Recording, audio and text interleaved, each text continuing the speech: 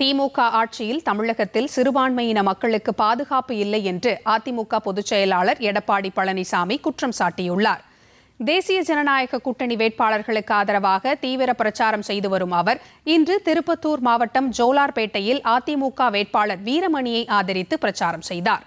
அப்போது பேசிய எடப்பாடி பழனிசாமி திமுக ஆட்சியில் சட்டம் ஒழுங்கு முற்றிலும் சீர்குலைந்து விட்டதாக விமர்சனம் செய்தார். சிறுபான்மையினர் நலன் புறக்கணிக்கப்படுவதாகவும் அவர்கள் பாதுகாப்பற்ற உணர்வுடன் வாழ்ந்து வருவதாகவும் அதற்கு திமுகவே காரணம் எனவும் எடப்பாடி பழனிசாமி குற்றம் சாட்டினார். தமிழ்நாடு எந்த அளவுக்கு ஒரு மோசமான நிலையில் இருக்குது நீங்க ஒவ்வொருவரும் சிந்திக்க வேண்டிய காலகட்டம் இந்த தேர்தல். இன்றைக்கு தமிழகத்தில் போதைப் பொருள் விற்காத இடமே இல்லை. விற்கிது இல்ல? நல்லா சத்தமா சொல்லுங்க. ஸ்டாலினு காது கேட்கட்டும். இங்கதான் அதிகமா விற்கிதான் அறிவிச்சவர் சொல்ற. மாணவர்கள், இளைஞர்கள், பொதுமக்கள் இந்த கஞ்சாவை பயன்படுத்தி கண்ணெதிரே சீரழியக்கூடிய நிலை தொடர வேண்டுமா? இப்படிப்பட்ட ஆட்சி நாட்டுக்கு தேவையா? பெண்கள் பாதுகாப்பா வாழ முடியல, சிறுமிகள் பள்ளிக்கு கூட போக முடியல.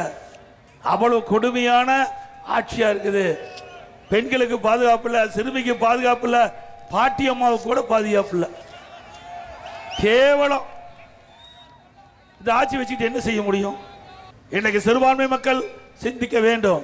அதிமுக ஆட்சி இருக்கின்ற வரை சிறுபான்மை மக்களுக்கு இமை பார்ப்பதை போல காத்தோம்.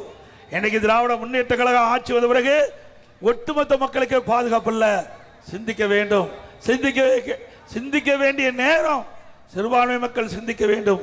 வேண்டுமென்றே திட்டமிட்டு சிறுபான்மை மக்களை இன்றைக்கு அவர் பிடிக்கின்ற மாதிரி ஆசை வார்த்தைகளை கூறி வாக்களை பெறுவதற்காக திரு ஸ்டாலின் நாடகம் ஆடிக்கொண்டிருக்கின்றார். நாங்கள் அப்படி இல்ல. வாக்குக்காக ஆட்சி செய்யல, மக்களுக்காக ஆட்சி செய்கிறோம். இதனைத் தொடர்ந்து அவர் வேலூர், ராணிப்பேட்டை மாவட்டங்களில் வாக்கு சேகரிக்கிறார்.